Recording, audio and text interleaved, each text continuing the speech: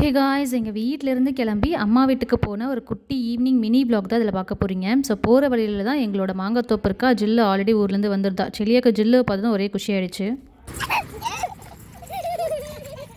ஜில்லு நாங்கள் வரும்போதே ஃபுல்லாக தண்ணியில் ஆட்டம் போட்டுட்டு ட்ரெஸ்லாம் நினச்சி ஈரமாக இருந்தா. அதுக்கப்புறம் நாங்கள் போய் ட்ரெஸ்லாம் சேஞ்ச் பண்ணி எங்களோடய கூட கூட்டிகிட்டு வந்துட்டோம். அதுக்கப்புறம் செலியா இதுதான் ஃபஸ்ட் டைம் வந்து மாங்காய் பார்க்குறான்னு நினைக்கிறேன். ஒரு மாதிரி வித்தியாசமாக பார்த்துட்டு இருந்தான்.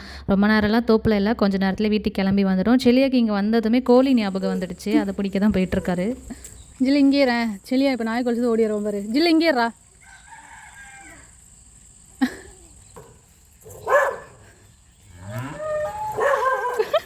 இதுக்கப்புறம் என்னோட சித்தி பசங்க 2 பேர் வந்திருந்தானுங்க. அவங்களோட கொஞ்ச நேரம் பேசிட்டு நைட்டு டின்னருக்கு அம்மாவும் அண்ணியும் ஆலு பராத்தா தான் செஞ்சுருந்தாங்க. இது கூட மசாலா கறி வச்சு சாப்பிடும்போது அவ்வளோ டேஸ்ட்டாக சூப்பராக இருந்துச்சு.